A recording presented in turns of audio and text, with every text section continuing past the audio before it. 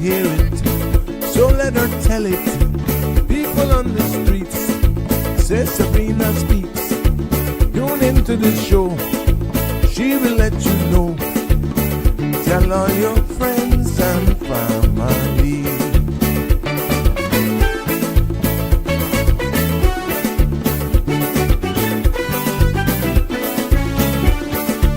Real talk is no joke. You get the news straight up from grassroots and concerns. You hear some people gone. So tell all your friends to tune in to Good evening, Cayman. I'm Sabrina Turner, and welcome to Sabrina Speaks, your daily dose of clarity, truth, and community insights.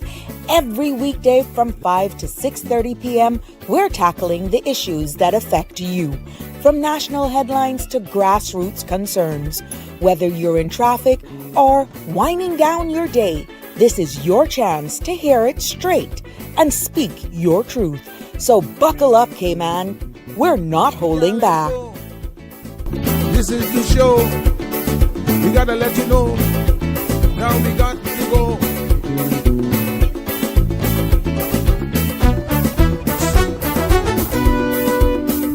And now here's Sabrina. Well, good afternoon, good evening, good morning, good night to my friends and family near and far. Hello, hello, hello. Welcome to another episode of Sabrina Speaks, Voices of the Islands, Conversations for the World, and the podcast where voices rise, stories unfold, and information's definitely taking center stage. It's good to be back with you on this Wednesday. And I am Sabrina. I am the host of Sabrina Speaks, broadcasting every Monday through Friday, except for public holidays, from 5 on till 7. And it is good, like I said, to be back. Informative conversations, excellent dialogue. And I welcome you, and I thank all of you for continuing to like and sharing and subscribing, telling your friends about the Sabrina Speaks platform as we continue to grow here, one episode at a time. And tonight is definitely no different, because we're going to go into a light discussion and just break down. I just came across it, and there were some statistics that were in the public circulation. Good information, of course. But what I'm talking about, we're going to be breaking down something that has a lot of impact on every household, every young person planning for their future, and every Caymanian who is trying to advance, and every employer just trying to keep their business running. Earlier today, I was speaking to a company, and yeah, it's it's the same old woes that we're continuing to hear. And I'm going to be very honest with you, it's becoming a bit frustrating for some of the employers and employees alike. So I don't think it's just one-sided. But what I'm actually speaking about is the June 2026 labor demand report from WORC that shows a very active job market here in the Cayman Islands. I must admit, it really looks good. Because almost 1,019 job postings, this is on their website. You can go on their website, Facebook page, and you can see that. Some of the images that I'll be sharing with you today is taken directly from their website. I just thought we would break it down and just look at it holistically here on this episode of Sabrina Speaks. Because what it actually showed is, again, almost 1,900 job postings in a month, and more than 11,500 postings in total. And that is going back in the first half of this year. So for the last 6 months, we're talking about 11,500 postings so far for this year. But there is a flip to this, because on paper, that sounds like opportunities everywhere. But numbers don't really tell the whole story when I looked into it. And then you're hearing what people are actually saying from the perspective of employers and the perspective of persons looking to elevate themselves and just look for other opportunities. So tonight in this discussion, this episode, we're going to look at what the report says, what it means, and how it compares to a real world situation Caymanians face right here in small island economy that depends heavily on imported labor. That was a huge takeaway from this. And even though it's not saying it loud, the numbers and the graphs actually paint a different picture from the realities that are on the ground. Now, please note, this is non-political. It's non-political. This is civic education. This is about understanding the system that we live in so that we can make more informed decisions about our future. And with the realities, I'm hoping that employers, employees alike, and the realities that is just out there in the public's domain will actually say exactly what needs to be said and breaking it down in layman's terms as best I can based on the information that is put out there by our own WORC. All I'm doing is breaking it down. But please, before we get into that, the views expressed by callers, guests, and online commenters are their own and not those of Bridge Media Limited, its affiliates, the Sabrina Speaks Show, or the host. This program is for general information only and not a substitute for legal, medical, financial, or professional advice. Now, all participants are reminded to speak responsibly and respectfully, and any content that is defamatory, unlawful, or harmful is strictly prohibited and will not be endorsed or tolerated. Continuing and listening, viewing on whatever platform you are implies acceptance to this disclaimer. Our number here to join in live, and I always love the call-ins. I love the WhatsApp. I love you commenting from whatever platform you're streaming us live on. I really love the engagement, to be honest with you. But should you want to join in live on the conversation by giving us a call or sending us a WhatsApp, that number is 345-936-8255. And make sure, again, you continue to like, follow, share, and subscribe so that you don't miss an episode. And you're always notified as well, making it easier for you to navigate if you're watching us live on Facebook or even on YouTube as well. It's easy. You get those notifications.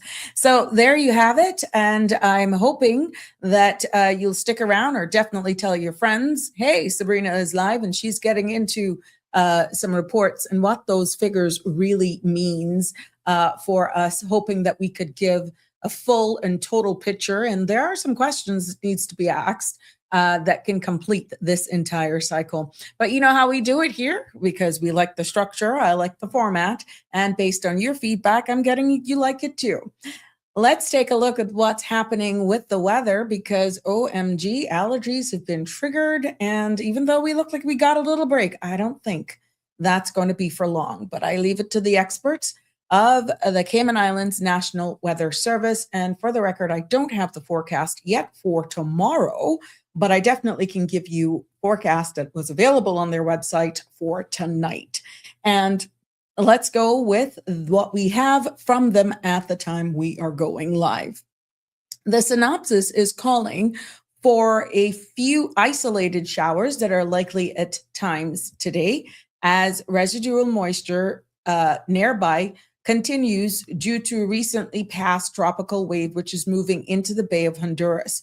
Now, this conversion from daytime heating may allow for periods of some showers in the afternoon as a result, and lingering amounts of Saharan dust will continue to decrease throughout the day as it continues to move around the periphery of this high pressure system. Now, as you can see here, this is live radar imagery that I have up here on the screen. This shows isolated showers in and around the Cayman area with general movement towards the west-northwest. For that, the forecast for tonight is calling for mostly clear skies with a 20% chance of showers, mainly over the sister islands, and temperatures will fall to the low to mid 80s. Winds will be easterly 10 to 15 knots, and seas will be moderate with wave heights of 3 to 5 feet. There will be a low to tide tonight at 11:32, a high tide at 4:20 a.m. tomorrow morning, and another low is expected at 11:19 tomorrow morning. Sun will set this evening at 7:06, and sun will rise tomorrow morning at 5:54. The outlook is calling for a series of tropical waves to drift across the Western Caribbean on Thursday and Friday. Now, these tropical waves will maintain the chance of a few showers at times, with scattered showers expected on Friday. Winds and seas will also increase on Thursday, with a small craft advisory to be issued and expected to linger through the next few days. Now, from late Friday night into early Saturday morning, a moderate to locally thick concentration, here we go again, of Saharan dust.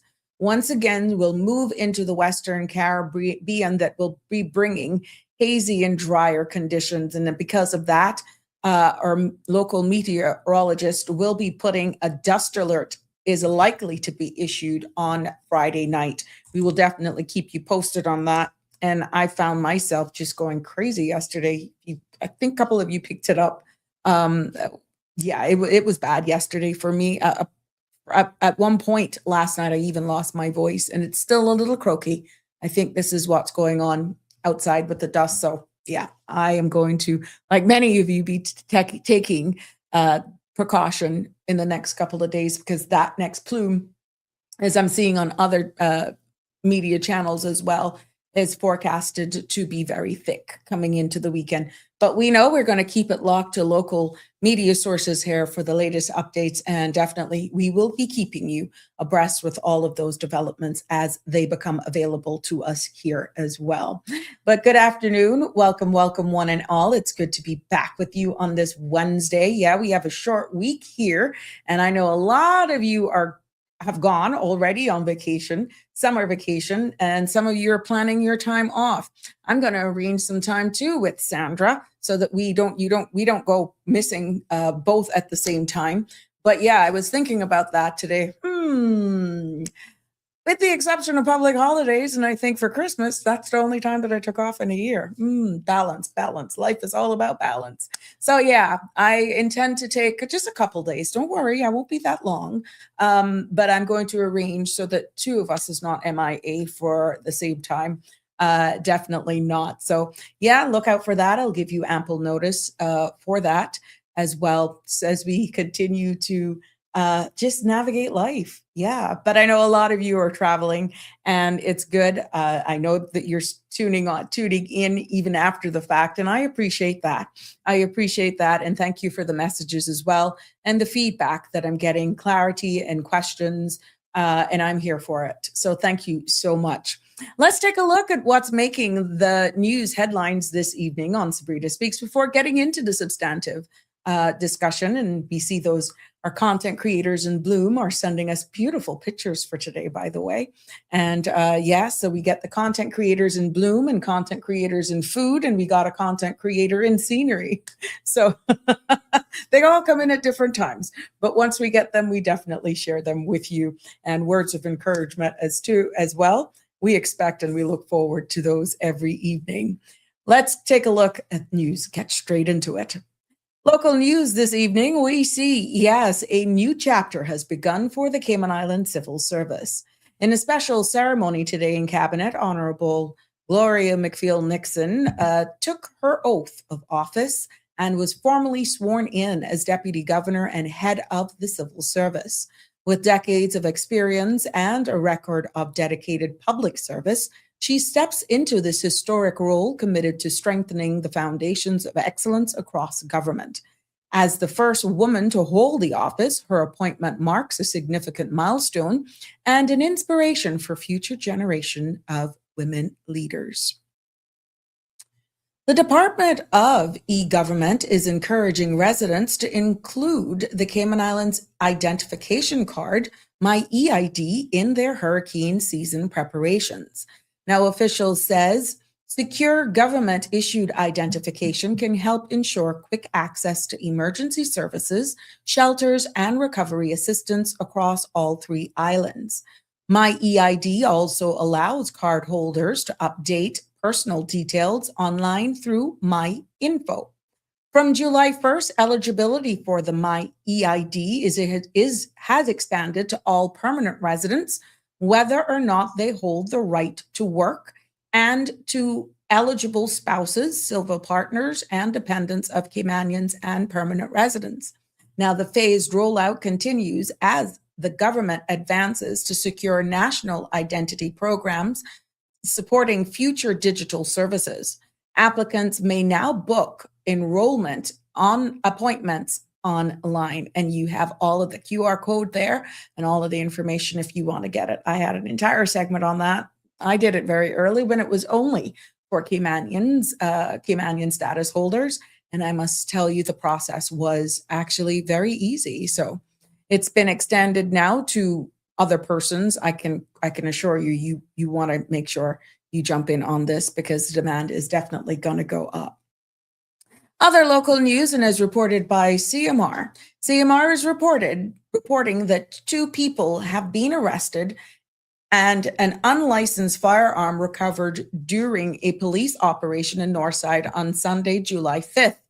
Royal Cayman Islands Police Service and Customs and Border Control officers executed a search under the Firearms and Misuse of Drugs Act at a residence on Lariat Road around 3 p.m., where suspected ganja, cocaine, and cash were found.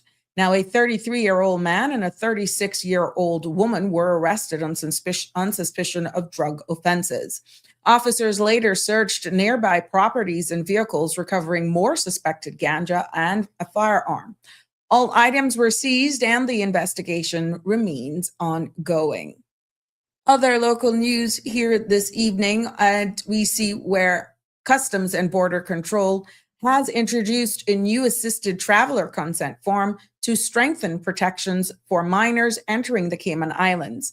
Beginning July 13th, the form will be required for children traveling alone or with adults who are not their parent or legal guardian. CBC says that the measure will help officers verify travel arrangements, prevent human trafficking and exploitation, and ensures that compliance with international child protection standards are adhered to. Parents and guardians are encouraged to complete the form in advance and have all supporting documents ready upon arrival. As we turn our attention into what news is making regional headlines this evening here, we start off with Jamaica. Yes, CMV is reporting that a defamation lawsuit brought by government ministers 𝗟𝗏𝗏 against PNP General Secretary Dr. Dayton Campbell has been settled. The case, which was before the Supreme Court, stemmed from statements Dr. Campbell made on a political platform in July of 2023. Details of the settlement were not disclosed, but today's development brings the matter to a close following months of legal proceedings. Great Britain News is reporting that the UK Prime Minister Keir Starmer has raised hopes of a potential bank holiday if England wins the World Cup for the first time since 1966. While no formal commitment has been made, the Prime Minister suggested that the government would look favorably at marking such a historic moment. Now, the comments come as excitement builds around England's campaign, with supporters already discussing how the country might celebrate a long-awaited victory. Also out of the UK, we see at Wilmington today, the Queen shared a warm moment with Peter and Harriet Phillips during Day 10 of the championships at All Eagle Lawn Tennis and Croquet Club in London. The royal family's presence added to the excitement of the tournament as fans packed center court for another full day of world-class tennis. Now, the Queen's appearance continues her tradition of supporting one of Britain's most celebrated sporting events.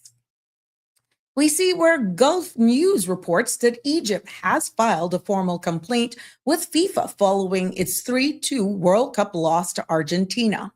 The Egyptian Federation is requesting an investigation into the referee's handling of the match and several video assistant referee decisions they believe affected the outcome. Now, the complaint comes amid growing debate over officiating standards at the tournament, with Egypt calling for a full review of the match procedures. In another international news here this evening, we see tensions in the Gulf have escalated sharply as reports indicated that the United States has resumed strikes on Iran, just hours after Donald Trump declared an interim agreement to end the conflict. U.S. officials says that the latest strikes aim to curb Iran's ability to threaten shipping in the Strait of Hormuz. Iranian media, meanwhile, claims Tehran is preparing a massive attack on U.S. bases following earlier strikes on sites in Bahrain and Kuwait. Explosions have also been reported at military locations inside Iran. Now, the situation remains highly volatile as both sides trade warnings as access next steps. We will continue to keep our eye on this as this continues to unfold, because it is like a roller coaster, let me tell you. As we turn our attention over into the business markets closing for today, before giving you some headlines and updates, even on cricket. Yeah, I got a little bit on that too. We're not going to be biased, but let's take a look at the business markets closing for today, because global markets closed sharply lower today as renewed U.S.-Iran tensions sent oil prices surging and triggered broad sell-offs. Now, the Dow fell 576 points to 52,348, while the S&P 500 slipped to 7,482. Now, Europe also tumbled, with Germany DAX down 2.3% and the UK FTSE off by 1.66%. In Asia, Japan's Nikkei dropped more than 2%, and India's Sensex plunged 1,677 points. Brent crude spiked above $78 a barrel, adding to inflation concerns and driving risk of off sentiment across all major indices. And yeah, we got to keep it and get you locked and all excited for this upcoming weekend, but starting tomorrow, because at the World Cup yesterday, matches delivered high drama as Argentina edged Egypt 3-2 in the late comeback, while Switzerland advanced after a tense penalty shootout against Colombia. Now, those results complete the quarterfinal lineup. Yep, in case you're under a rock. And tomorrow, July the 9th, France meets Morocco in Boston in a highly anticipated rematch of their 2022 semifinal. Now, both sides enter in strong form, setting the stage for a tight, high-stakes quarterfinal clashes. And yeah, I'm just making sure my blood pressure cuff is not far, because boy, what a thing of emotions. But you know what, to all of my cricket fans out there, the West Indies have touched down in Guyana ahead of their ODI series against New Zealand. Now, the three matches bowl off on July 11th, 13th, and 16th at the Guyana National Stadium in Providence. Excitement is already building, however, with Minister Stephen Jacobs on hand to welcome the squad as they prepare for a big week of regional cricket. So see, we're not biased over here. We're even covering a little bit on cricket, even though I have no clue about the game. It's not about me. I'm just keeping you abreast of everything that is happening, and I am happy that I can report it here to all of you. That wraps up our weather news, both international, regional, and our sports segment here on Sabrina Speaks for today, Wednesday. And good evening, good morning, good night to all of you joining us by extension from afar. Hey, I see you, Australia. You're up early. Good to have you joining us. Always a pleasure. Yeah, I know. You catch up. That's okay. We're good. You're always there. We appreciate that very, very much. Now it's that time where we say happy birthday to everybody who's celebrating life, celebrating a birthday, celebrating an anniversary from all of us here on the Sabrina Speaks platform. Happy birthday. Many, many more to you. And we celebrate that with you as well. And of course, we have to send our condolences to all of those families who are mourning the loss of a loved one. And we want you to know that, during this difficult time, you are remembered. And we're just making you know that our thoughts and prayers are with you all as you navigate this time as well. So, yep, that's where we take it. No one is left out. Oh, no, we're not going to do that. That's how we roll here on the Sabrina Speaks family. Just pulling up some images. So it's going to make sure, because the agriculture has a public statement an invitation actually, that I want to share with you all here this evening, just grabbing the image so that it makes sense for all of you. And all of those summer camps that are still going on, have you registered your kids? Have you all registered your kids? And the deadline for the polish etiquette is still there. You still have time to register your young adults should you want them to participate in any of these events that are happening here. So I'm going to be grabbing these for you. There we go. Kim and Brack, you're not left out either. Some of these have already started, but here we go. Let me grab this image because the Department of Agriculture is advising farmers and the public of a public auction that will be held under Section 62 and 63 of the Animals Act. Now they got 4 swines. Yeah, swines. Mixed color, breed, and age will be auctioned on Saturday, July 18th from 9 a.m. at the pasture across from the commercial center on 𝗿𝗏𝗄𝗏 Drive out there in Bodden Town. Now, officials also note that slaughter eligibility begins on July 21st, following the required dewormer withdrawal period. Now, for more information on this, the public is encouraged to contact the department, and they can be reached on 947-3090, or you can always send email to agriculture@gov.ky. Go onto their website as well for more information and direction. So there you go, some key dates here for you, and we want to let you know about this as well. And remember, we said that Polish Presence Consulting is doing their etiquette week. Now, registration deadlines is fast approaching, and that is July 17th of 2026. The QR code is up there. Melanie did a phenomenal job. We're excited to have her come back so that we can deal with national protocols. But this one is going to be very, very informative. Kicks off from July 27th to the 23rd. To the 31st, sorry, and all of this will take place at the Intergenerational Hub. So if you know a young man or a woman, a young lady that wants to up their ante, preparing them for the workforce and just these things go with them through life, you want to register them for this. Also, Cayman Brack, look, Sister Island Sports Unit, summer camps over there has already begun. Yeah, they begun yesterday. The football camp kicked off yesterday, and that runs until the 10th. And we see where the basketball camp kicks off on the 13th to the 17th. Swimming camp from July 20th to 24th, and and then cricket camp again from the 27th to the 31st. And then you got that rookie lifeguard camp from August 3rd to the 7th. So full packed agenda here for all of our young men and women, children over there in Cayman Brack.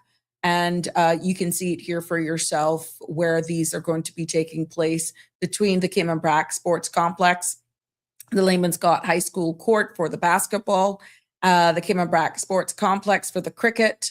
And please note that anything dealing with swimming, that you must be able to swim a 25-meter unassisted.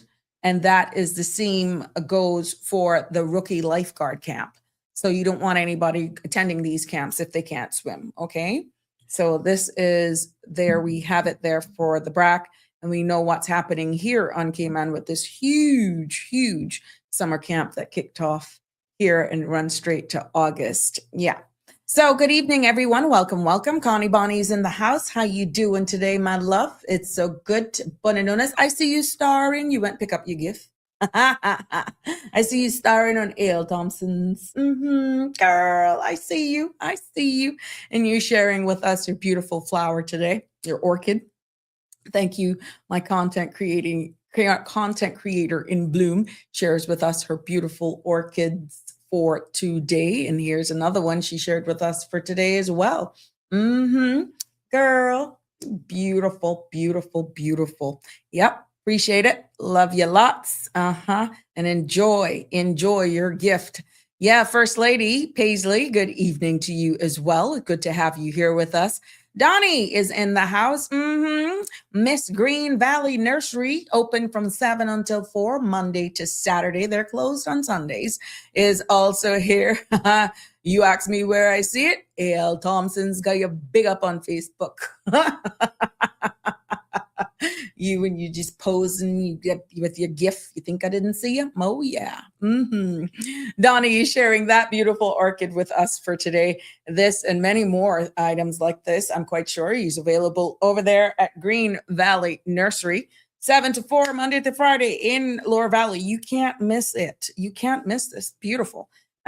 Beautiful landscaping there, and she's definitely going to keep you up to date and give you ideas that you can use for making your spaces very inviting. She's shared some pictures, really cute spaces Donnie has been able to do. Aliano is with us. Trouble. Trouble. Aliano, good evening to you, sir. How are you? Always good to have you here. Good evening to you as well, Annie. Always good. Yep, and North Carolina love is in here. That's Marshall. What are you up to? How are you dealing with the heat over there, my love? Or is it not as bad as we got it here? Yep, I don't see it. Where? It's on Facebook. A.L. Thompson's. I passed it, and I was silly. I should have grabbed the picture. I didn't. Yeah, I didn't. But it's there. A.L. Thompson's. Yeah, you picked up your prize. Red flag. Yes. Oh my gosh. I mean, you up to no good. You are trouble. Yep. Yes, Connie, you're there. Big up. Somewhere it is. I should have grabbed it. Yeah, go look. You posing. You never realized you were posing? You're posing with your gift. They got you big up. Oh my goodness. For those of you just jumping on the live, eating, really? Aliana say he's home chilling, eating fried snapper. Good for you. Well, Fred is, he must be eating. Ethnic fatigue must be got Alfred this evening. He not say nothing. Damian Henry, I hope he's okay. He's late for class today. Some of you, I just look forward to you like it's almost mental roll call. Yeah. But oh my goodness. Oh, really? Thank you, Marshall, for sharing that with us. The heat here is terrible. UK, everybody's complaining, man. But this dust that we're dealing here with, I've never had a problem before. I could be honest with you. I can't recall telling you that I've had a problem because this is not the first time. But the plumes of dust that is coming, the Saharan dust, is really at a different level. And I even heard my aunt saying, her eyes burning and itchy and that sort of stuff. And what I'm feeling, it's in my throat. It's like I'm losing my voice. And I try my best. I love sitting outside in a screened-in area.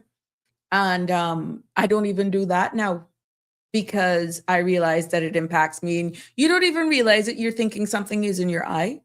But my eyes get very irritated. So I've been finding myself using drops, the Visine, to flush it. And I'm not going outside. But the voice comes and goes, which some who are around me don't mind that because they say, at least you hush your mouth.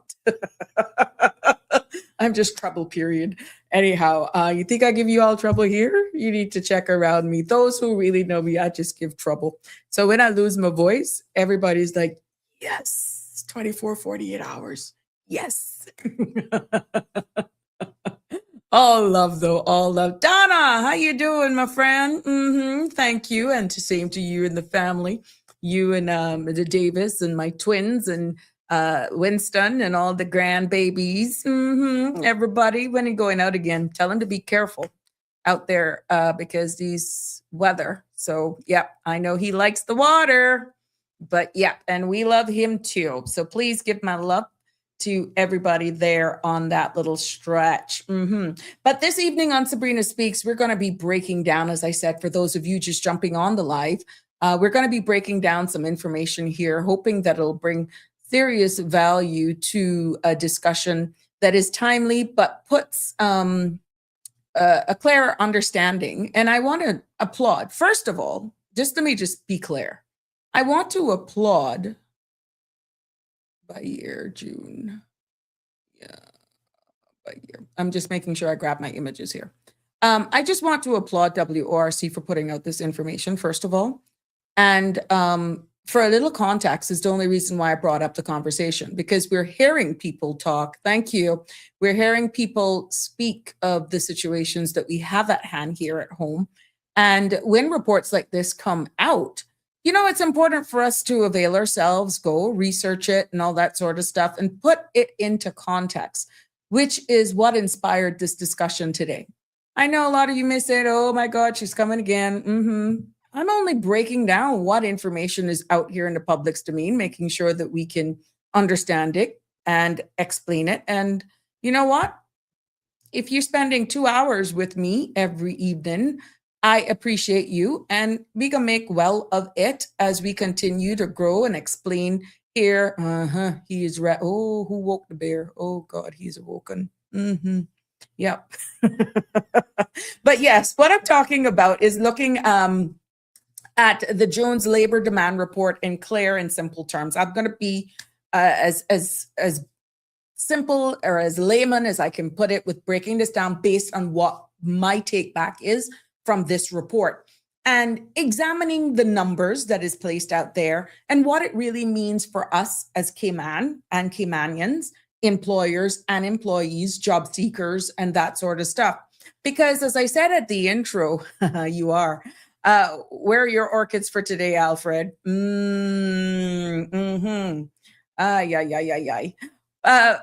back to the topic, with 1,900 job postings in 1 month, based on what is placed out there, the market, I must say, the environment is active.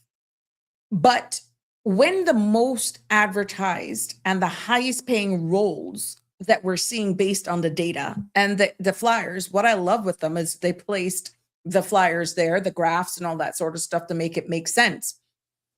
When the most advertised and highest paying roles require advanced degrees and long experience pathways, how many Caymanians are actually positioned to fill those roles? So what my aim is this evening is to unpack the realities of a small island economy that depends on imported labor.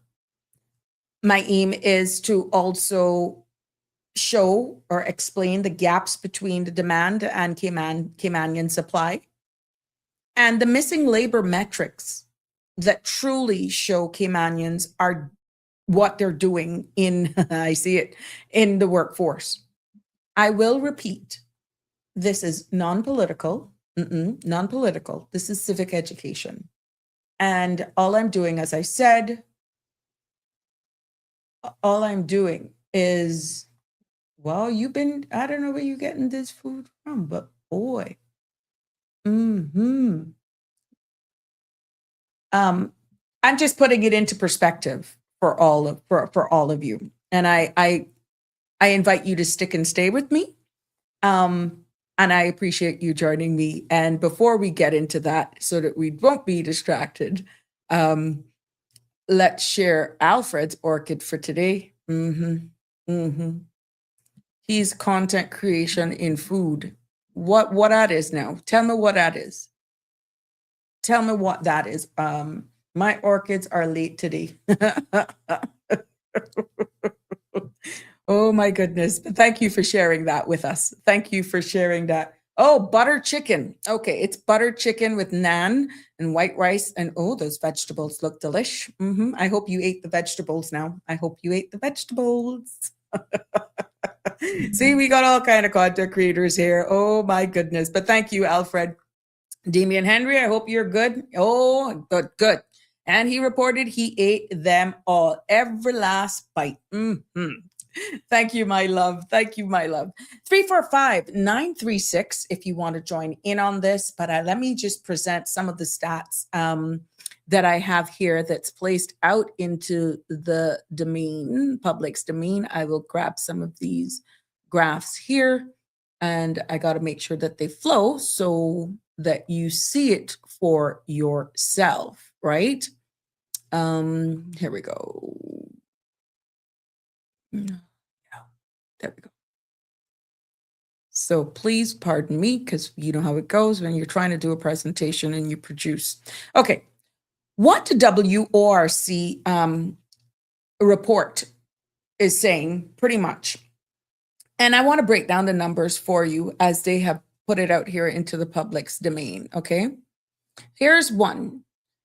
The report highlights that there were 1,896 jobs postings in June of this year. And it also said, there we go, 1,896 jobs postings in June and 11,519 job postings for between January and June. That's 6 months.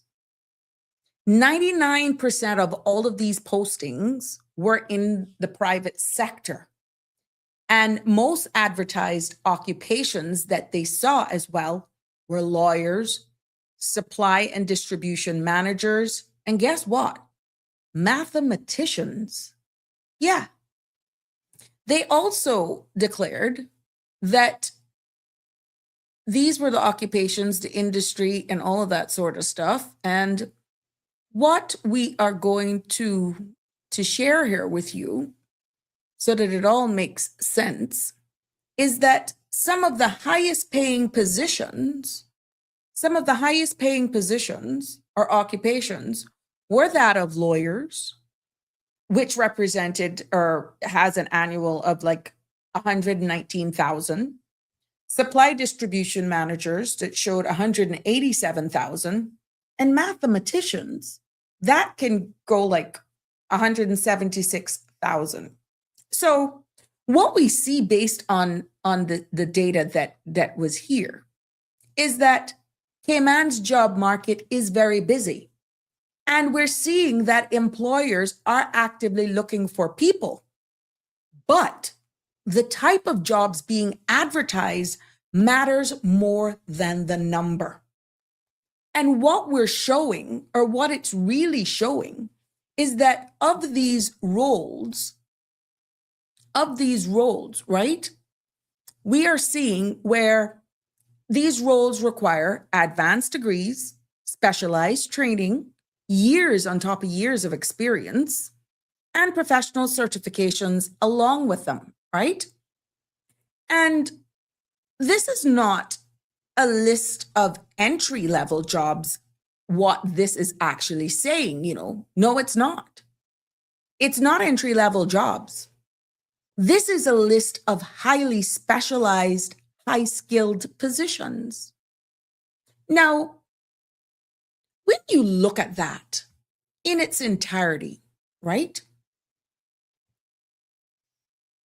Looking at the three occupations in themselves, the occupations that were highlighted in this labor demand report that is in the public's domain, the roles appear at the top of the list, both frequency of job postings and the highest salaries that go along with them. But as I said earlier, most don't actually know what these jobs involve or even why they're in such high demand here. Now, when you look at, let's break it down for lawyers, right? There's one here that breaks it down.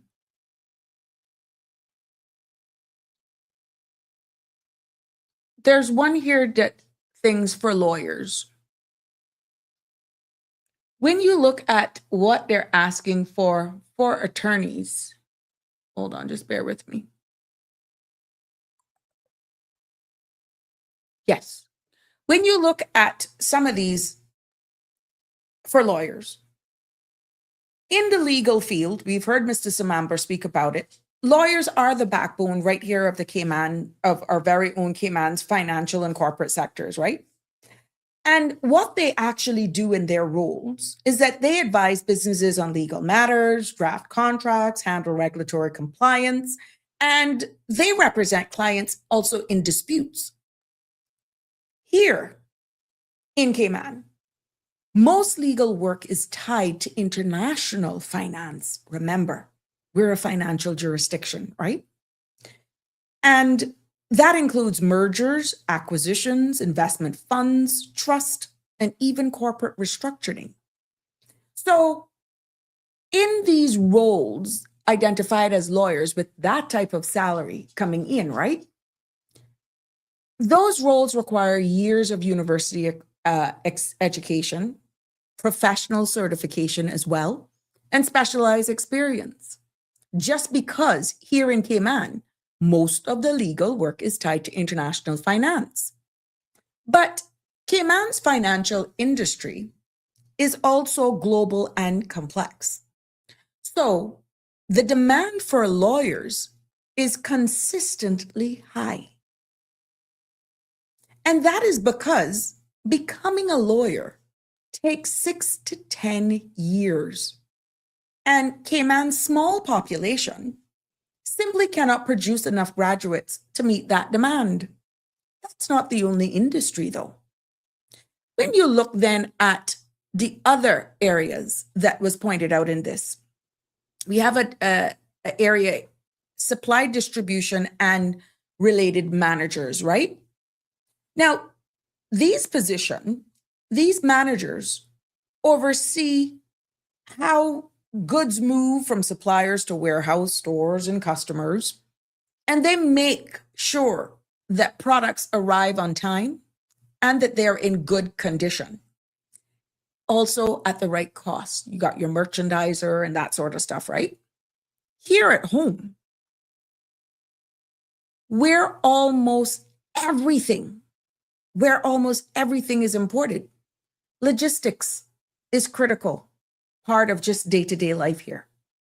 And what you find with these positions is that those positions requires responsibilities and carries responsibilities that includes managing shipping and freight, coordination of inventory, negotiating also with suppliers.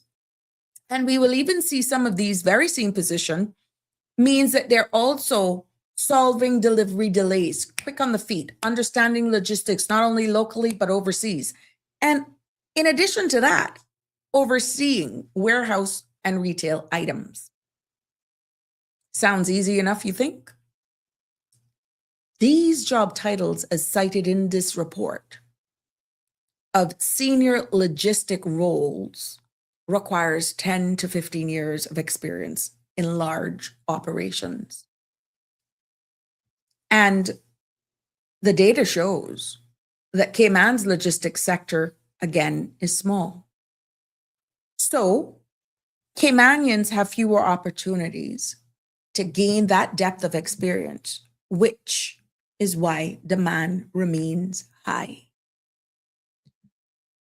Another one, as stated in this, mathematicians. Meaning we need more education.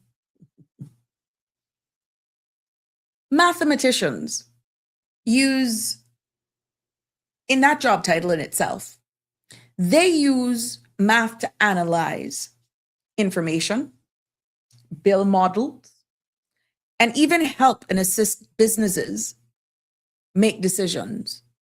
And what we see is that right here at home, these mathematicians, they often work in financial services, insurance companies, risk management, and also data analytics. And their responsibilities that comes with those roles, they handle financial modeling, forecasting, that sort of stuff way in advance. Risk calculations, which is huge in this volatile geopolitical tensions that we're in.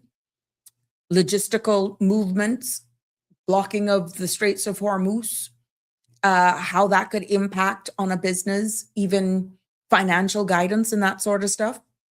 And also statistical analysis reports for guidance of businesses.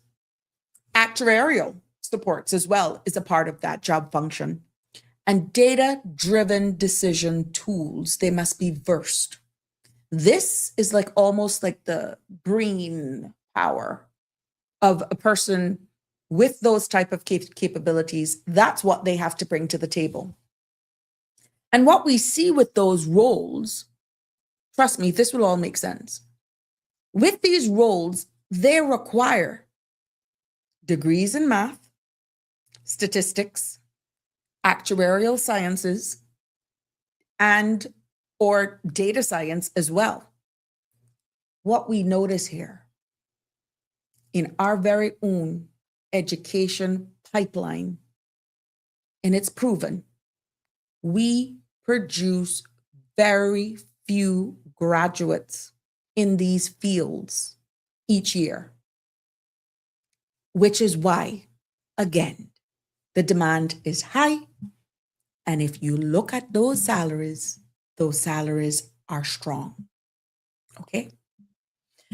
You may say, well, why did she go into depth with all of that? I went into depth because it matters. These occupations that is into this report shows us something very, very important. It shows us that our very own Cayman labor demanding, what it's demanding actually, is concentrated right now, based on the data, in high skill, high qualification fields that, as proven, takes years of training and experience. And what we're seeing is that the demand is real. Business is here. They need to operate. But what we're seeing, based on the information that is placed in the public's domain, is that at the end of the day, there is a huge demand. And the demand is real, but the number of Caymanians that are currently qualified for these roles, the data is proven, is small. And understanding that these jobs actually require, what these jobs require for qualifications, experience, and skill set, and then what the role requires, helps us, I hope, to understand the gap between labor demand and Caymanian supply. And it is for that reason why imported labor continues to play such a large role in our economy. Don't shoot the messenger, please. This is data that is coming out based on the job postings that is now mandatory under the new immigration reform. This is not me pulling it out of the air. This is available on the WORC's Facebook page, breaking this down. Now, there is a section in it that we can break down into proven labor demands versus Caymanian supply, okay? And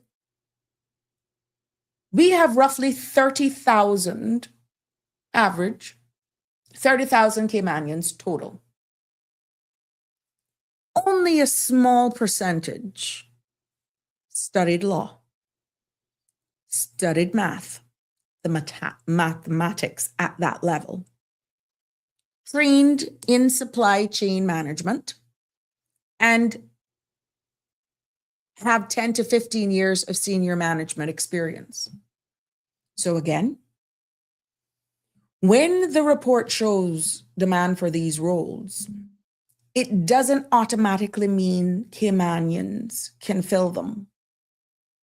This is not about ability. It's about numbers at the end of the day, which is every graph that they have placed out there to be digested is showing and pointing in that direction.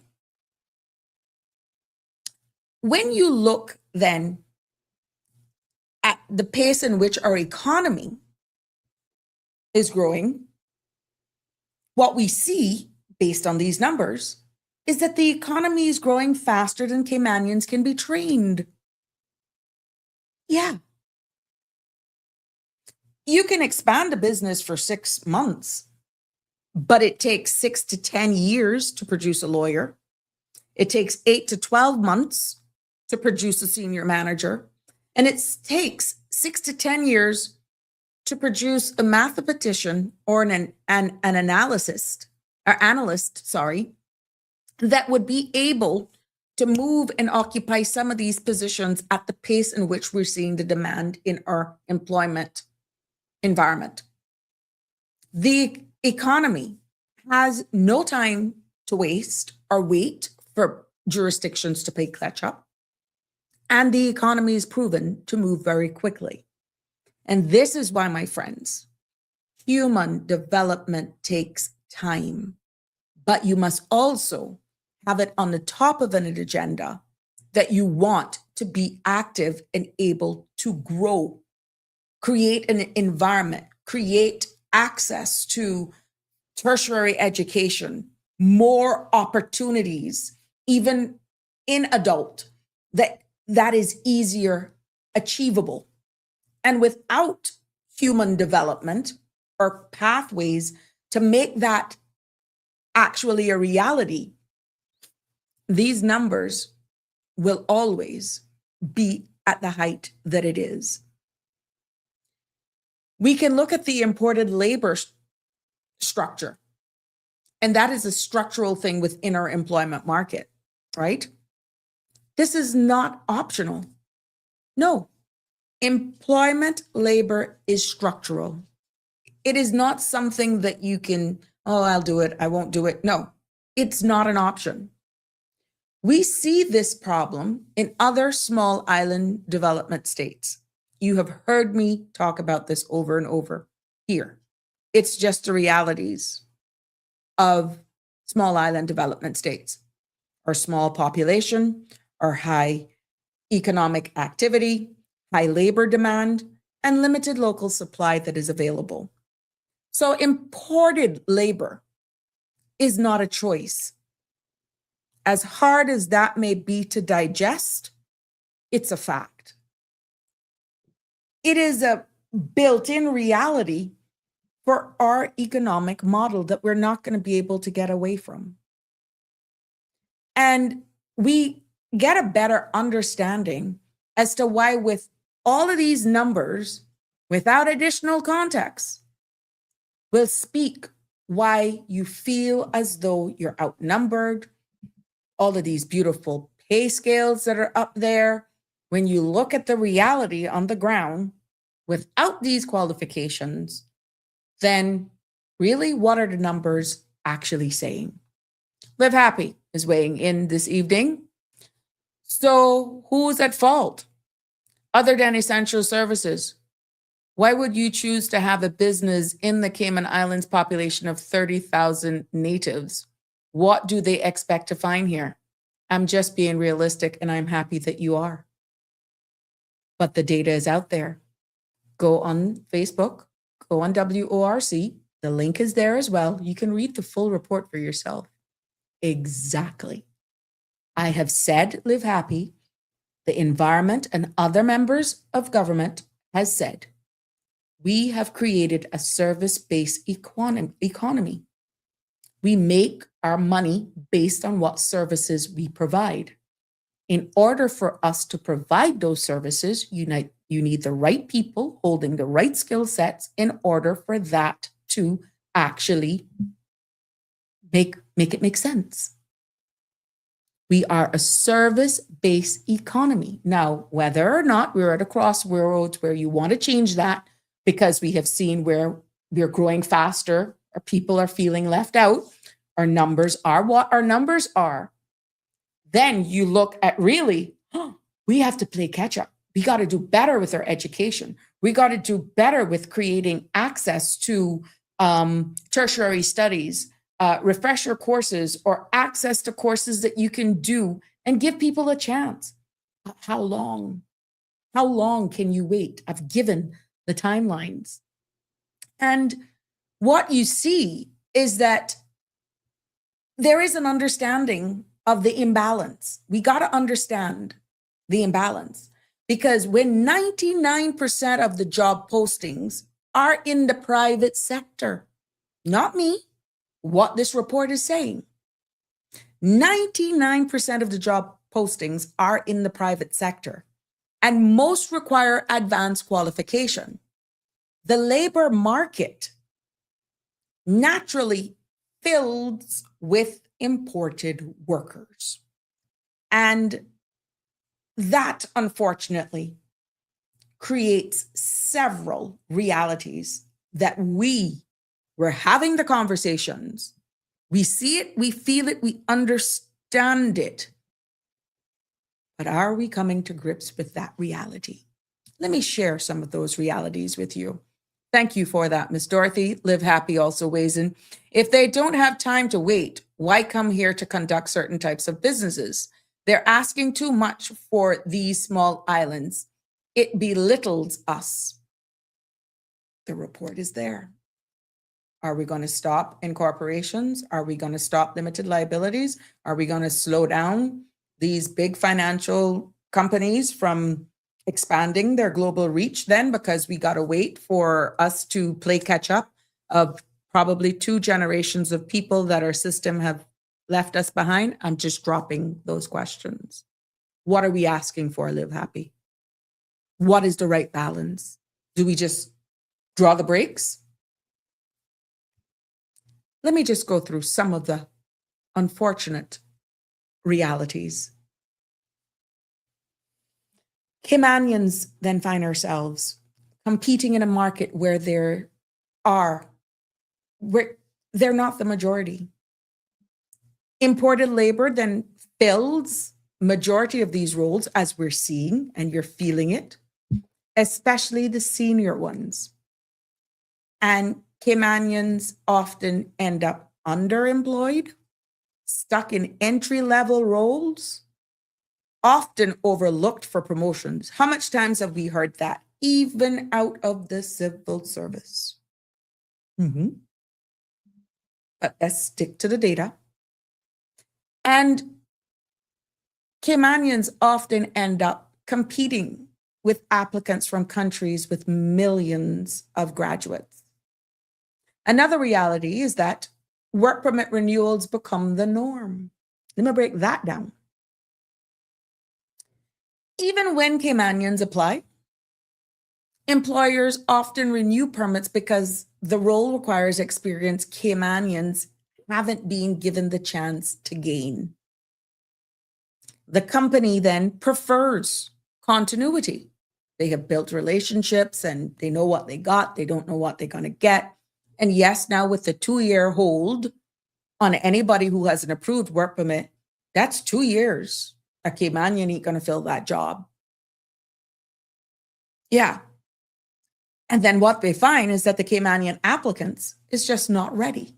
So what they do, let's go for a renewal. Oh yeah. I'll make sure I have a local understudy you. But then you're not ready. So let's do another renewal.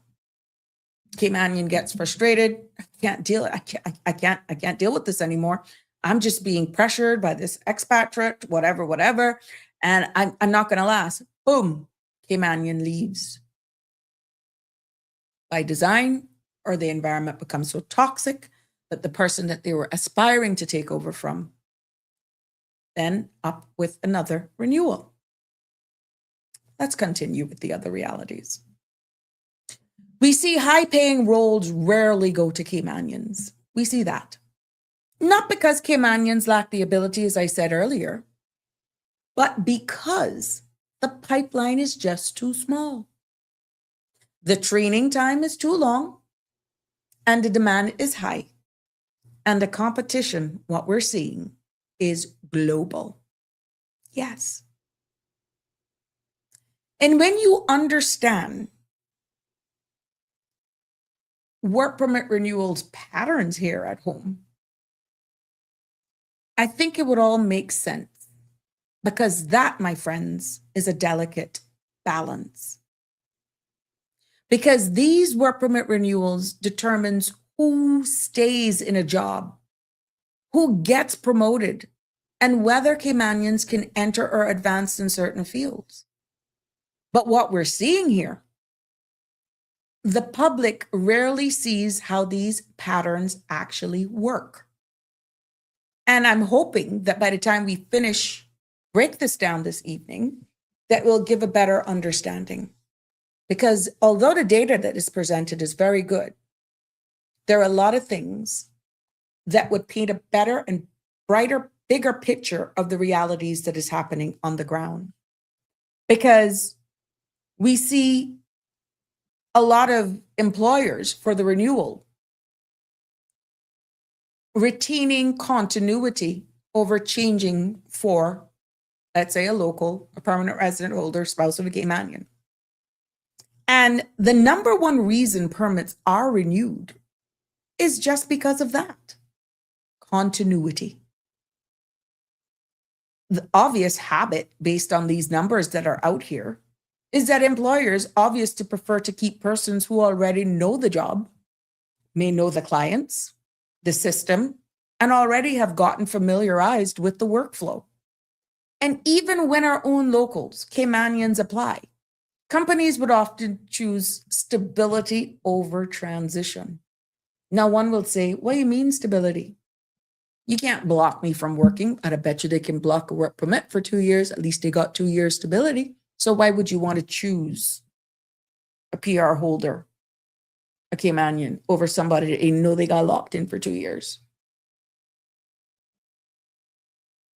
The single pattern drives most renewals across the private sector. That's just the reality.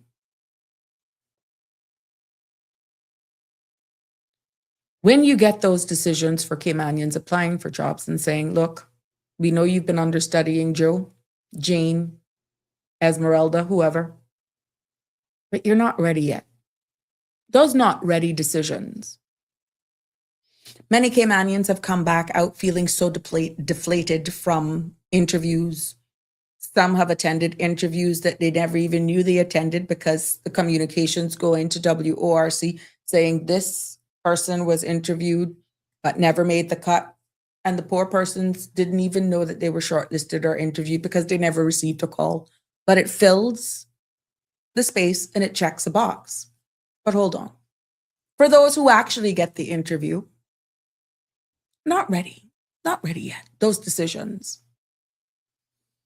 Employers frequently say that applicants lack specific experience, including certification and also international exposure.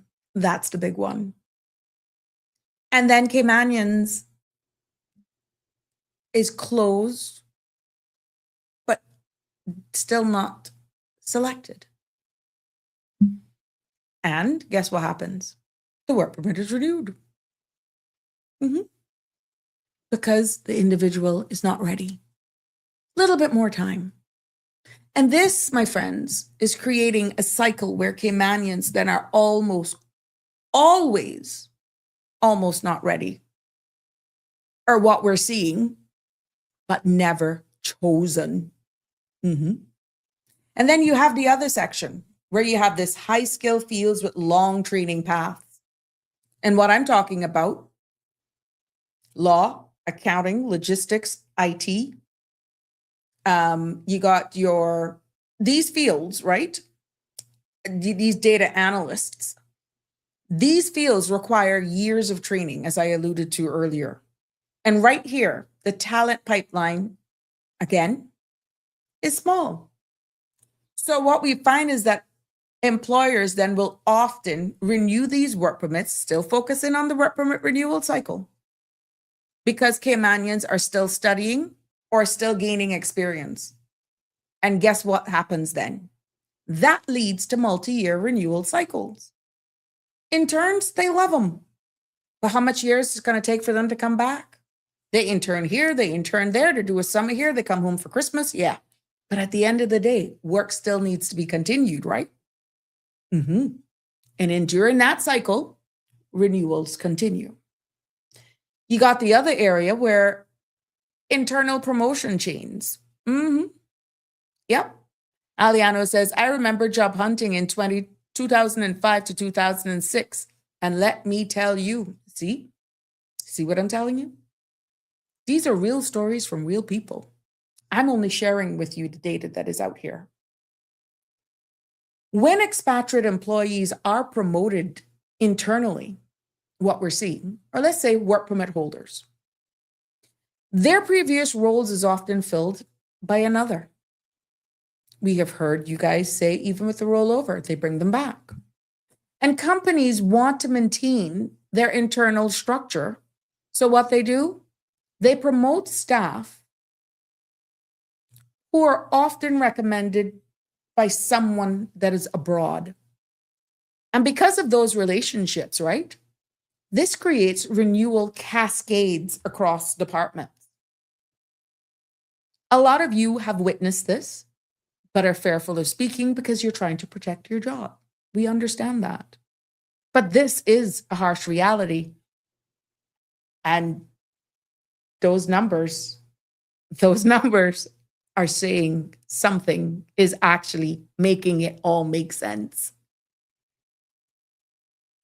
The experience gap created earlier. Sometimes Caymanians are qualified on paper, you know, but lacks the hands-on experience because they were never given opportunities earlier in their career. And this creates a repeating cycle.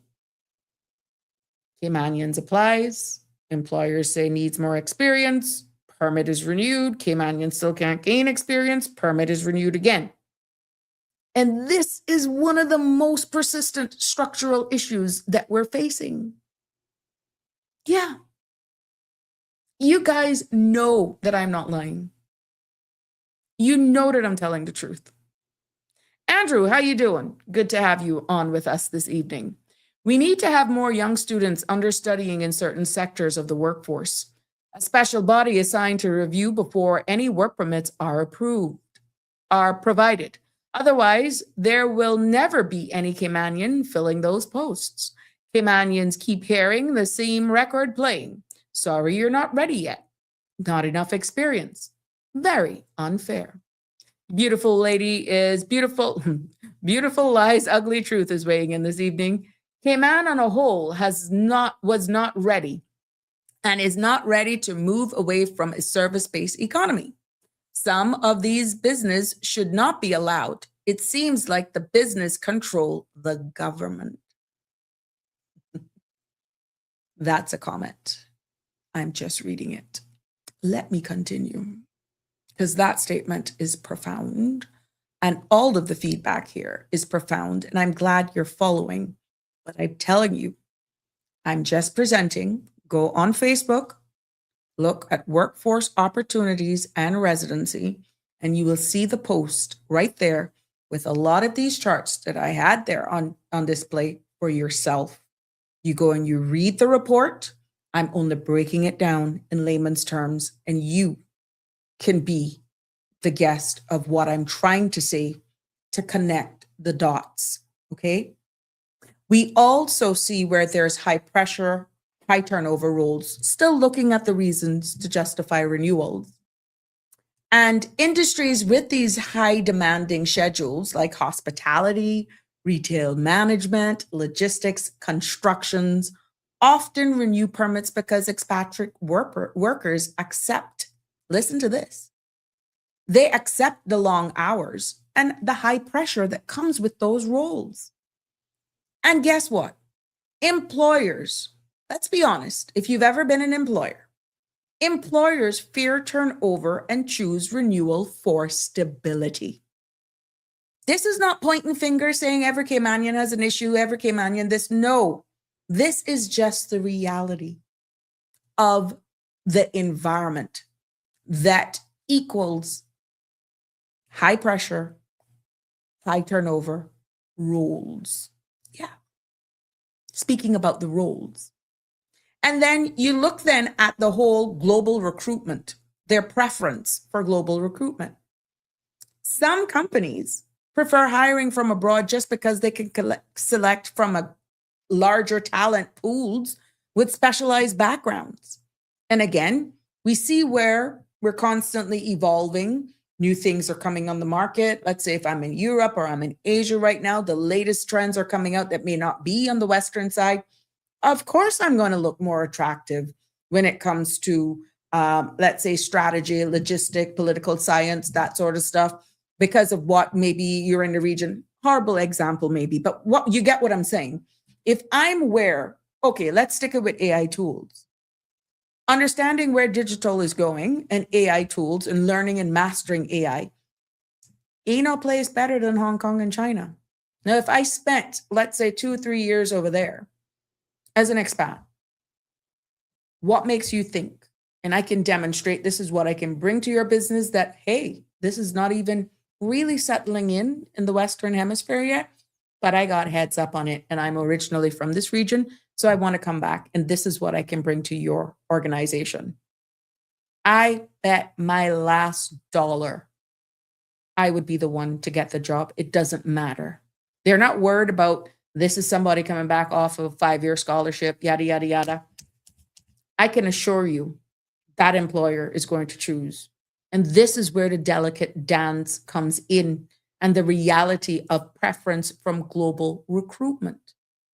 And this thing about choosing and naming who an employer or an organization must hire, that is illegal. You can challenge that as employers. This is not by any means barring any local. I'm just looking at just dignity, compliance, and following the law. Okay? I'm not throwing anyone under the bus. None. But let's continue.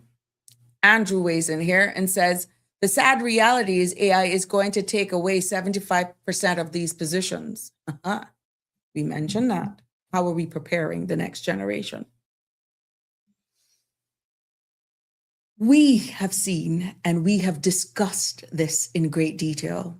And if you've listened and paid close attention to any of the parliamentary sessions where they talk about succession planning, preparing for the next generation, preparing for that next cycle, we just had the passing of the baton from one DG to the next.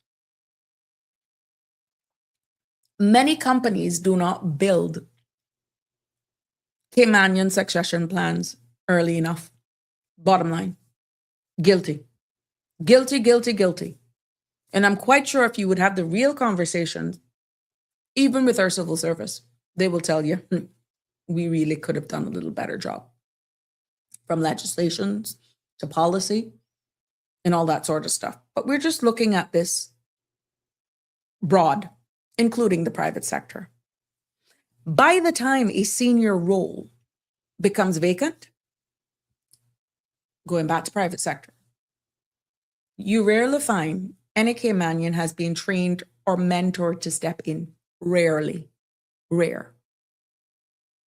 So permits, again, in some cases, are renewed. We do have organizations, though.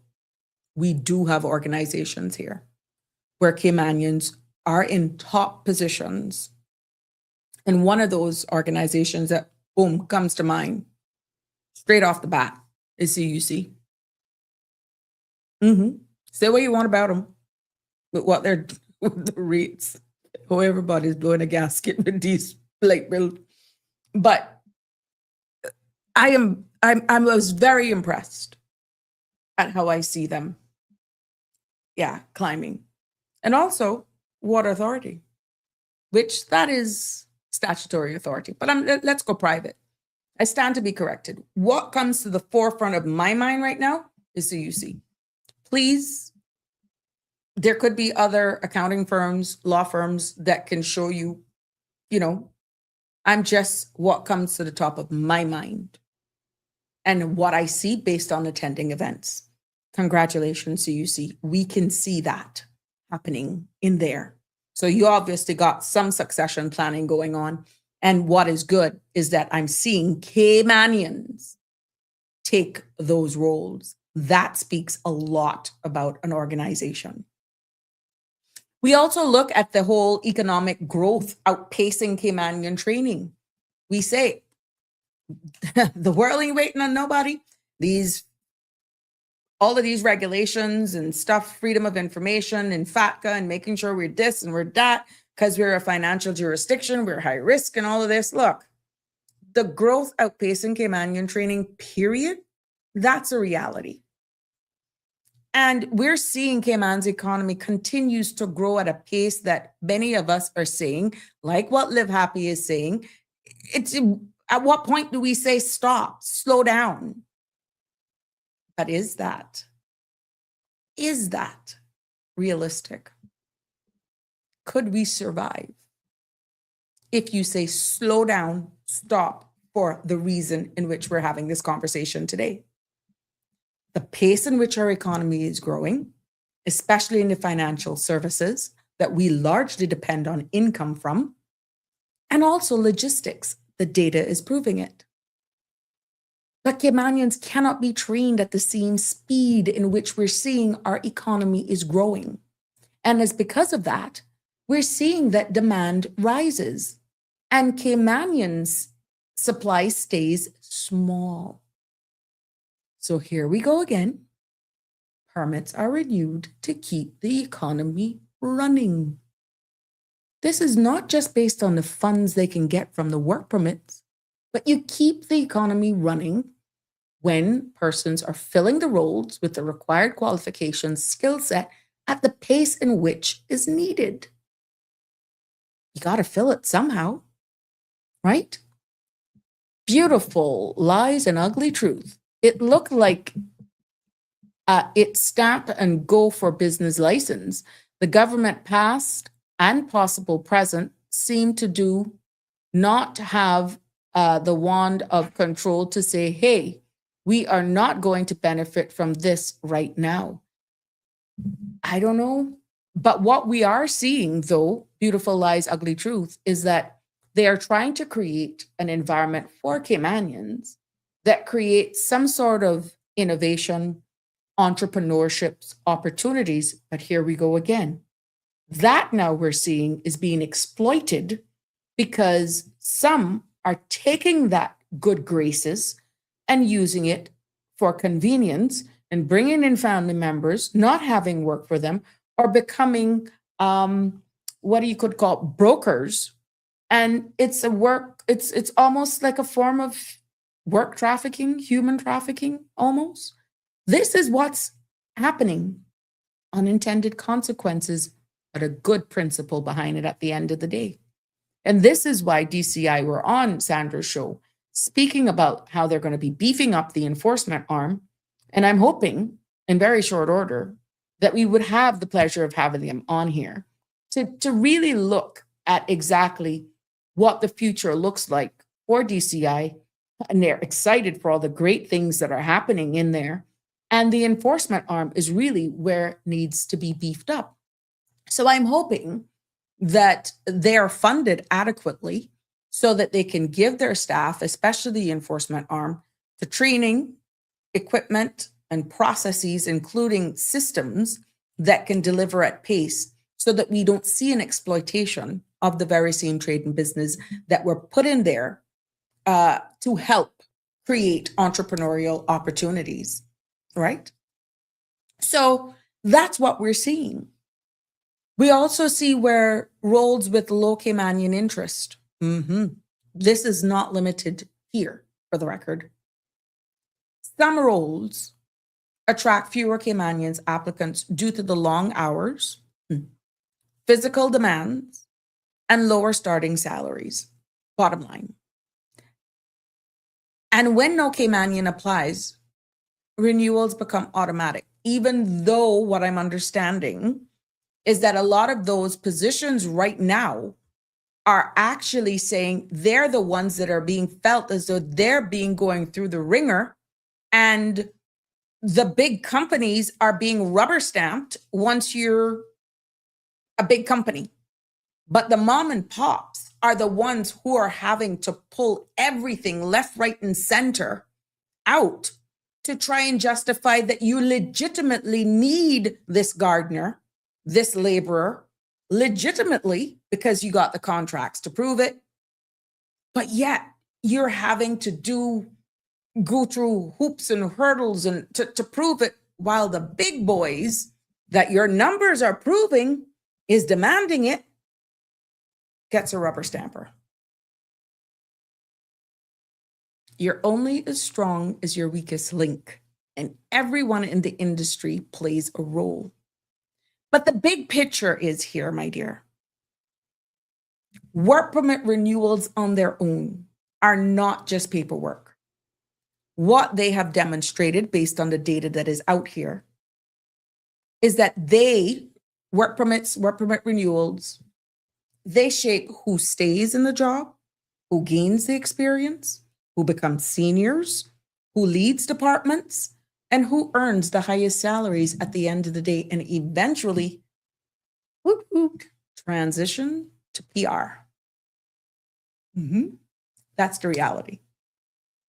Renewal patterns explains why Caymanians often feel outnumbered, outpaced, overlooked, even in a market where thousands of jobs are being posted.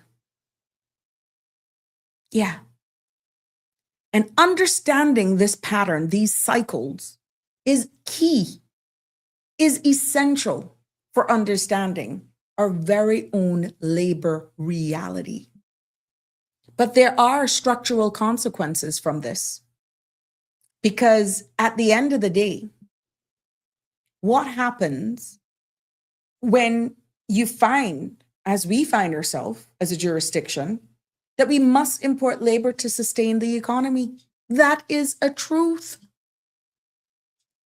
And this is the part that I think that I feel we need to understand clearly. Not being disrespectful, but it's just facts. The numbers presented here, the report says it all. I just breaking it down in layman's terms. That's all I'm doing.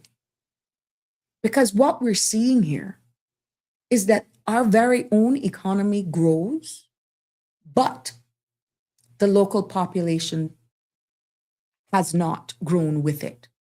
And that, my friends, is coming home to roost and bearing a true reality that leads to Caymanians being outnumbered, Caymanians being outcompeted, that Caymanians are being outpriced, even in housing, as we still are grappling with filling this 3,000 gap of homes to be built.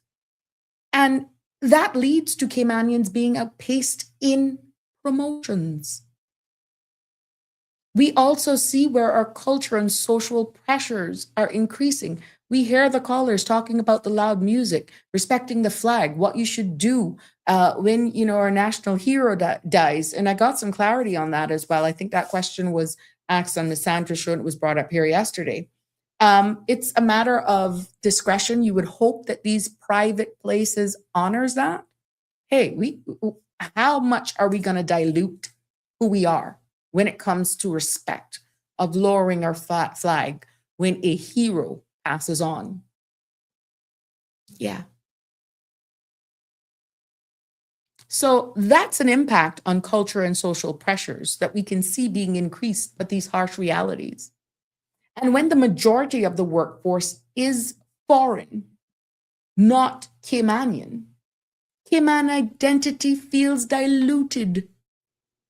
You're screaming, you're becoming like, what's wrong with her? What's wrong with him? This is years on top of years of feeling your country opportunities literally feel like it's slipping through your fingers. And you're saying, we want legislation, we want policies to change to protect us, but it's a balancing act because you got an economy to keep afloat so that we can be able to, one, balance the books, two, maintain a certain lifestyle that we have all become accustomed to. But we don't want to sacrifice our culture, our heritage, who we are as a people in that process. And that's where I'm feeling a lot of you are screaming. When we see these cultural and social pressures increase, and when we see all of this, we become or be consumed with the feeling that we're undervalued. You're feeling that way with right now, how you're saying the law can't do this, the law can't do this. Oh, it's only in good graces. You feel undervalued. You feel disrespected. You're feeling invisible in decision. And you feel the same, even in those spaces where decisions can be made. We have seen other small island jurisdictions right now and natives are coming out, indigenous locals that are in much larger numbers than us, they are fighting for their place in their country.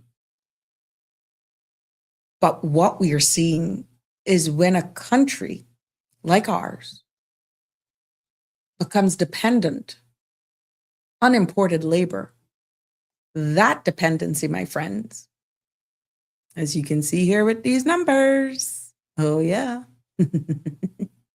keeps the economy running. But it also creates vulnerabilities as well, and it increases inequality between locals and expatriates. And that is what we're feeling. That is what we're hearing. Yeah. There's some things that the report doesn't say, though, and I must be very honest with you, because it's missing some context, to say the least.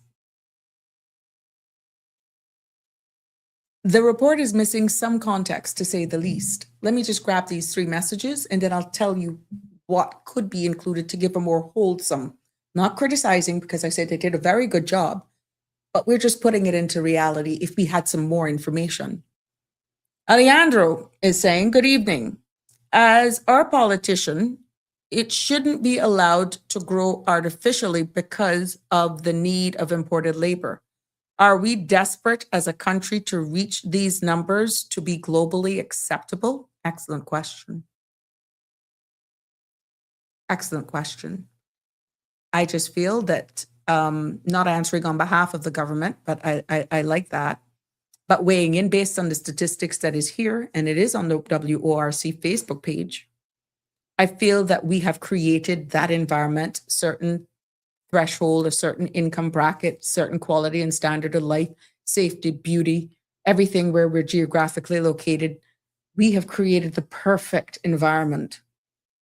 But the realities of the demands for all of the high-paying positions that we are grappling for, 97% of these postings are for the private sector. And you see the numbers of employment for government civil service. But those positions continue to be some of the highest positions that required skill sets that not many Indigenous Caymanians actually possess. So the harsh reality is some of us may never reach those brackets. So how do we adjust our sails? What do we do? What do we do? So 1 second for me. We have a caller on hold, but it's very interesting. And I love that question. Live Happy is saying, we need to start pressing the brakes. It's affecting our environment too. If NASA wants to come here and set up shop and they need astronauts, do you think they're going to find Caymanian astronauts? Wow. The moral of the delivery is reaching home. Thank you. Thank you. But the system for NASA to come and set up shop and what it can bring to us where licensures are concerned would not be stopped. It would be great. But the key positions that you're alluding to definitely will not be Caymanians. But the structure, opportunities based on hope, based on promises, innovation, creating that opportunity, maybe one may actually do it. But the moral of the delivery, you got it. Beautiful Lies, Ugly Truth says, has any study been done on what it would take to keep the economy of the 30,000 plus people afloat? Let's hope we can cover some of that. We got a caller. Good evening, caller. Welcome to Sabrina Speaks. Good evening, Sabrina, and good evening to your listeners. Very interesting discussion. This is a discussion which will never go away. We will always have a little bit of a new view here. Excuse me. Some old views there, and so forth. You see, what you're saying is 100% correct, but I just want to give it also a little bit of a perspective. You see, the Cayman economy is very interesting in the sense that, yes, we need people to come in from outside and to take up certain jobs that local people cannot do. Mm-hmm. And that is a fact. But the problem sometimes is that even when we have somebody who is a local person who can do a particular job, a Caymanian, we don't want to give it to them. That just exacerbates the problem. Okay? You've got people like in the judiciary. I'll mention a name because the person is no longer in the judiciary, is now in the private sector, 𝗂𝗲𝗿𝗄𝗿. 𝗂𝗲𝗿𝗄𝗿 had 23 years experience as a litigation lawyer in the AG's chambers, and she then, towards the end of her tenure in government, she became courts administrator, which is chief officer for the judiciary, which again she learned about the judiciary from another aspect, and she even went to the UK to do a special course about the administrative side of the judiciary. But since she was in that position, once or twice, I think there were jobs of judges which opened up. But on the assumption that she would have wanted to get into those jobs, she wasn't given that opportunity. I am ready to assume that she would have wanted to be a judge. A lot of lawyers, particularly if they've been in the public sector for a long time, they tend to, if they haven't gone to the private sector, like after 10, 15 years, the chances are that if you appoint them to be judges, they are going to be judges. How come today she was never made a judge? There was Miss 𝗖𝘆𝗆 before that, one of the early, if not the first, Caymanian 𝗚C. She wound up, she was in private sector for a long time, and then she wound up being a magistrate, part-time magistrate, never became a judge, and finally retired. So there is also this problem that even when there are local people who can do certain jobs, the government doesn't take enough measures to give them those jobs. Now, sometimes the excuse is, well, but you see, they need to upskill themselves. You tell me what somebody like 𝗂𝗲𝗿𝗄𝗿 or 𝗖𝘆𝗆𝗇 would have needed in terms of upskilling for them to be judges. Okay, so that's a problem the government has never addressed. And then, on top of that, there is this issue that once somebody, a Caymanian, is put in a particular position, it is very easy to remove them. Okay? Now, I want to talk about the ombudsman again, but I don't want to repeat what I don't said want you to go there. I don't want you to go too deep into that, because I'm not cutting you, because I want to cover the part what the report doesn't say. Okay, yeah. That's the reason why. So don't go. In that, yes, please. Yeah, not deeply. All I want to say about that is this. If the ombudsman is ever removed for cause, your own Caymanian, she will be so much hurt in her career, in the sense that she will lose reputation. In most countries, if you go to seek, say, to be called to the bar or even to be appointed a judge, what they will do is they will say, have you ever been removed for cause? Okay? So that if she is not successful in challenging her attempted removal, there will be a problem in that she will be left tainted. Whenever she wants to be called to the bar or maybe to be appointed to be a judge in any other jurisdiction, they will ask, have you ever been removed for cause? She would have to say yes. What have you done? Again, you have made another Caymanian, like, instead of opening up even further opportunities for her, you are now destroying opportunities. But let me end on this. Let me end on the issue, for example, about Sandra. Sandra studied law. She got a degree, and she did the PPC. My assumption is that she wanted to be called to the bar. According to what I was told unofficially, there was not a single law firm which was ready to give her articles, and that includes the government. What does it do? Your local person has trained very well, and maybe has she been called to the bar, she could have gone out there. She could have gone out there, build a big law firm, give opportunities to other Caymanians to come into it. But what have you done? You have ended up putting her in a position where now she's doing something else, doing something very well in that other area. But do you see, this is just an example how sometimes you put down your own people, and when you put down your own people, then it becomes a problem that you are shooting yourselves in the foot. But let me, let me just end there. That's the point I wanted to make. I think it is very important that what you are saying is absolutely correct, and the report has to be addressed and so on. It's a pity that I joined you a little bit early and so on. But I think there's some ironing out of some creases which needs to be done in relation to the government failing to do the most that it can do to ensure that even if it needs people from outside, it can maximize on those people that it has. Let me leave you there. Thank you, sir. Thank you. Thank you for your commentary. Goodbye. Yes, sure. Bye-bye.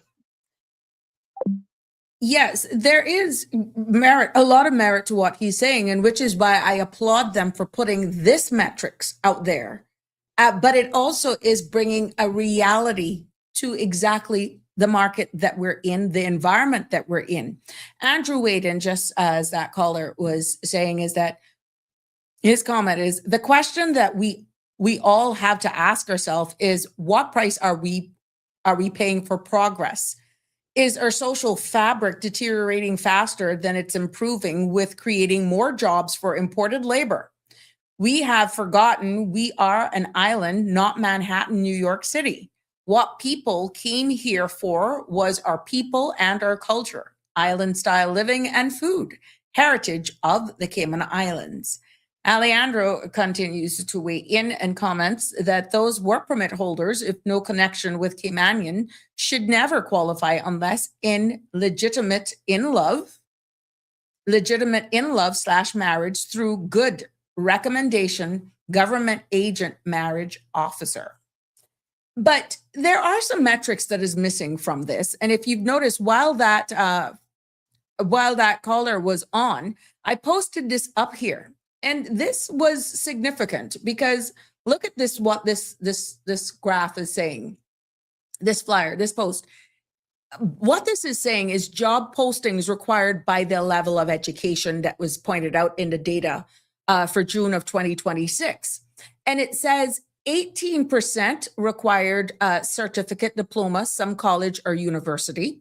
1% required a master's degree or doctoral degree. 20% required an associate's degree or bachelor's degree. And then high school, below high school or equivalent equated to 61%. That is job posting by required education of June 2026. Okay. What we see here is job posting by required education and median annual salary is that for a doctoral degree, based on the information and the postings of all these, this website, this is what it showed. The annual income for having a doctoral degree, bachelor's degree, master's degree, some college or university ended up being like $49,746 a year. Associate's degree, $43,758. Certificate or diploma, you're looking at $39,701. Below high school, $25,316. High school or equivalent, $25,075. So you look at where the high salary is right now, $112,972. That's the salary for having a doctoral degree. Okay. So, and this is what is actually fueling the labor demand, and that's the salary that goes along with it. But we really are talking about, or hardly ever talk about in these reports, the missing metrics. And that is what's missing from here. And what I'm talking about is the numbers that actually tell us how really and truly Caymanians are doing in our own market, right? And what this 2026 labor demand report gives us a demand, it does, but it does not give us Caymanian outcomes.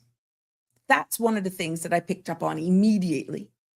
And without these Caymanian outcomes, we cannot have a full, honest picture of really what's happening, to be honest. We will continue to talk about it on platforms like this. But you're really not having a true sense of really what's happening on the ground. And the report is really tell us how many jobs were advertised, what roles are in demand, we're seeing it, and what qualifications is required for these roles, what salaries are being offered. But what it does not tell us is how many Caymanians applied. Yeah. We need to know how many Caymanians actually applied for the jobs being advertised. And without this data, without these numbers, this 1,896 job postings tells us nothing about Caymanian participation. It really doesn't. And then you look then at how much Caymanians are really qualified, right? When you look at the Caymanian qualification matching rates, Caymanians of this who applied, how many really met the minimum qualifications? And this would show whether or not our education and training systems align with our labor demand, which we are realizing that it's not in alliance. In our economy, the environment is growing much faster than we can produce qualified locals in order to fill the jobs. And we have come to the harsh reality that we will never have a Caymanian filling every role. Okay, so we passed that. But then what's also missing is how many Caymanians were indeed hired. This is the most important missing metric of this document. How many Caymanians were hired compared to expatriates? And this tells us whether or not opportunities is translating into actual employment. We can expand this a little bit more too as well, because you're seeing based on the metrics here on the screen that I have, when you look then at the amount of work permits overall, 97% coming in from the private sector, how many work permits were renewed for roles that Caymanians applied for is another metric that is missing. And this, my friends, would reveal whether Caymanians are being bypassed for continuity reasons. There's another section that is also silent. And that is the section that talks about promotion and outcomes for locals. How many Caymanians were promoted into senior roles? And how many expatriates were promoted instead? This, my friends, would show upward mobility or a lack thereof. Lack of it. Then you can expand that even more to say, if we're going to be on this data and definitely getting the information, the metrics presented here is also absent from how many Caymanians are working below their skill level or degree level. And this is a hidden issue in small economies. And that is very important. And it needs to be measured, to be honest. When you look again at expanding this report a little bit more for some ideas, how many Caymanians lost job due to restructuring or let's say, the big one, outsourcing? How many Caymanians? Or go back to the conversation of work permit renewals. Because this, my friends, this affects families directly, yet it is never reported, and I stand to be corrected. How many Caymanians lost their job due to restructuring, outsourcing, or permit renewals? Yeah. Remember, we dabbled a little bit into succession planning? How many companies have active audited succession plans for Caymanians? How many are actually implementing them, if they have them? Because this is essential. This is very essential for long-term Caymanian advancement as well. Some of you may say, oh, she's just being overdramatic. these are missing metrics from reports like these that would paint a bigger, better picture if we had some numbers, is all I'm alluding to. And then we look then at, as well, metrics that is not included, that could be expanded on, is training and development access for locals. How many Caymanians receive employer-funded training? How many expatriates receive the same? And this would show whether or not Caymanians are being prepared for promotions or not. A WhatsApp just came in. Good evening, Sabrina. WORC is not working for Caymanians, but for expats. And I'm just reading a WhatsApp message that came in. When you look at it as well and expand again, missing metrics from this information is salary comparison. Caymanians versus expats. Metrics that is missing. Are Caymanians being paid equally for the same roles? Because this also is essential for fairness and transparency. Yeah. Time to hire for Caymanians. Another missing metric that could be included that's not being said. How long does it take for a Caymanian applicant to be hired compared to an expatriate? Long delays often push employers, we see, toward permit renewals. But is that by choice? Or is that just something that is created? I'm just dropping the question out there. Yeah. Andrew's weighing in.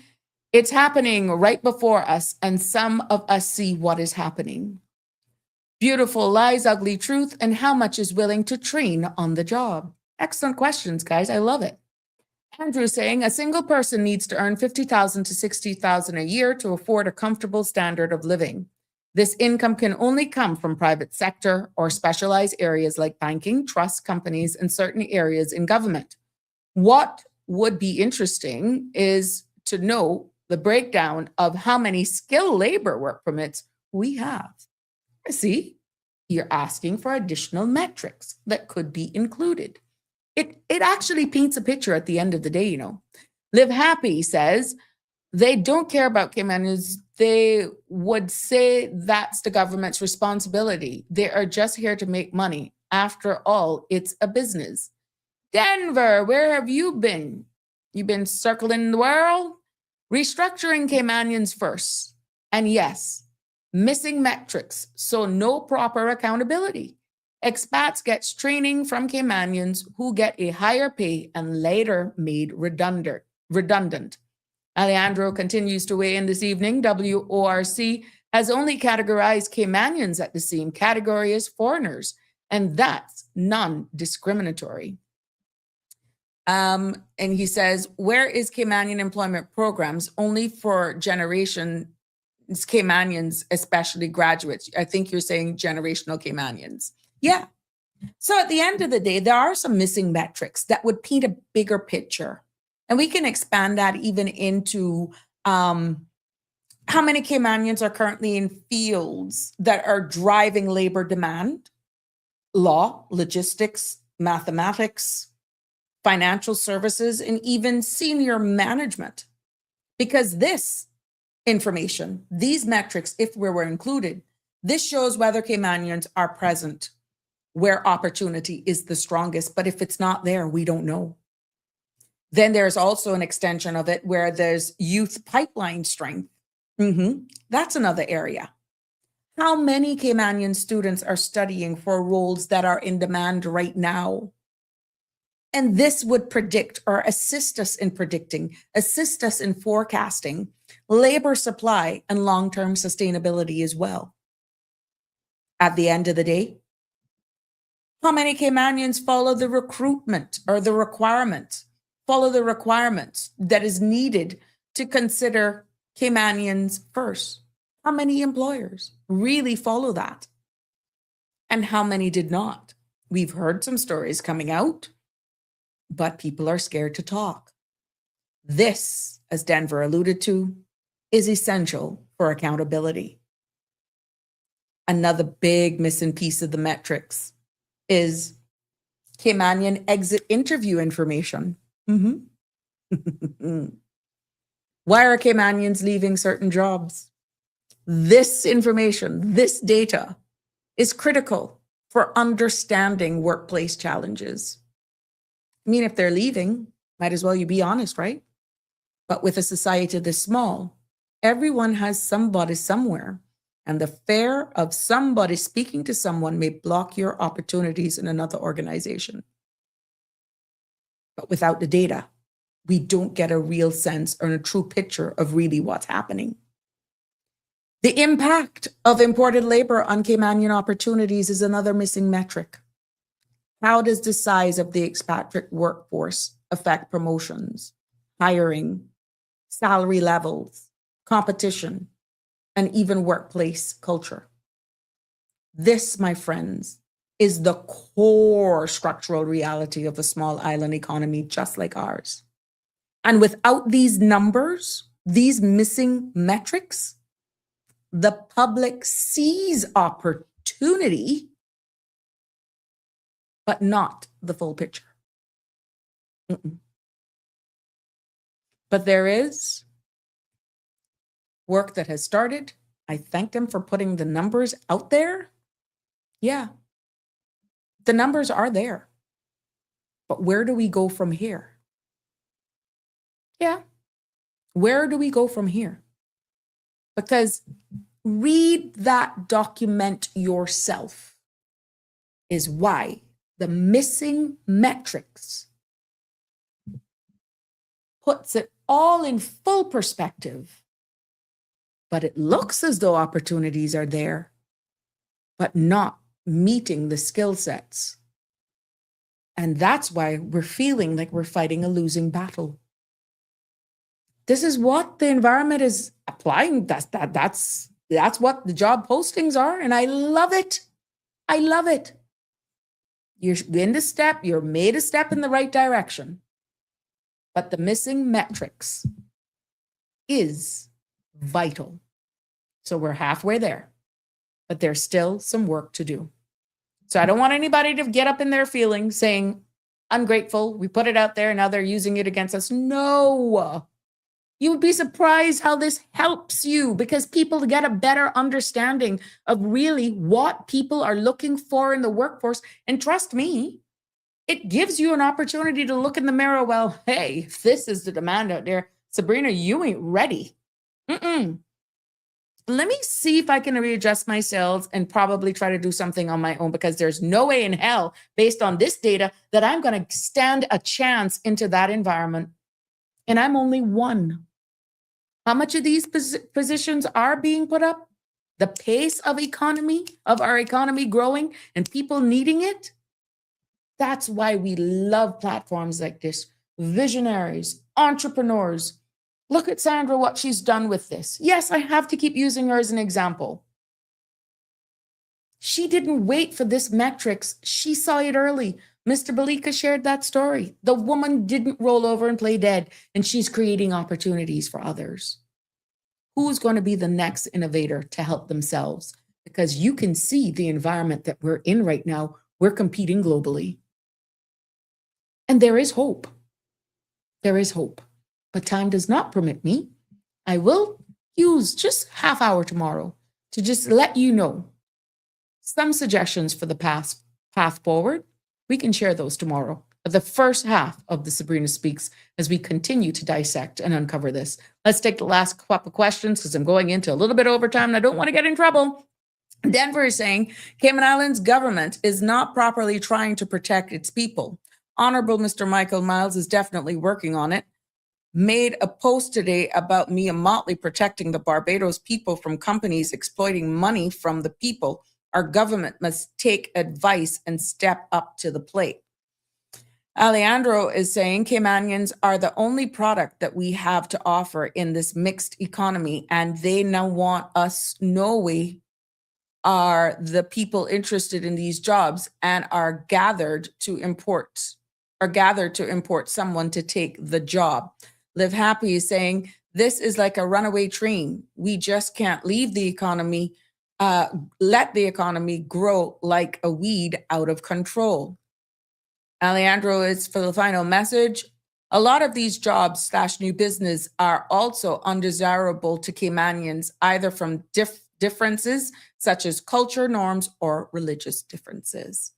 I want to tell you, thank you so much for your comments, for your feedback, for your engagement, and of course, Mr. 𝗵𝗍𝗍, for your call. And tomorrow we will pick up where I can just share again as a tag on to some of the missing metrics, some ideas in the path forward. Please join me tomorrow for another episode or a continued episode of Sabrina Speaks right here on the CMRTV.com platform, kicking off at 5 o'clock after the whole shout outs and that part where we just have some fun.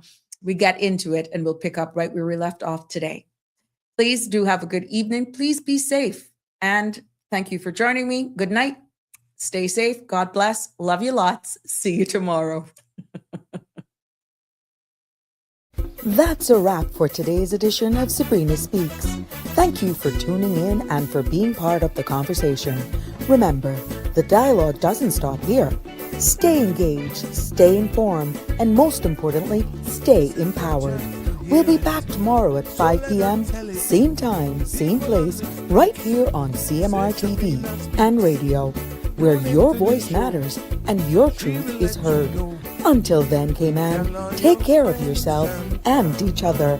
That's it for today's edition of Sabrina Speaks, where your voice matters, your story counts, and your truth is always welcome. Join us weekdays from 5 until 6:30 p.m. right here on CMR TV as we dive into the topics that matter most to you. Catch the show live or on demand at cmrtv.com. And don't forget to follow us on Facebook, YouTube, and Instagram so you never miss a moment.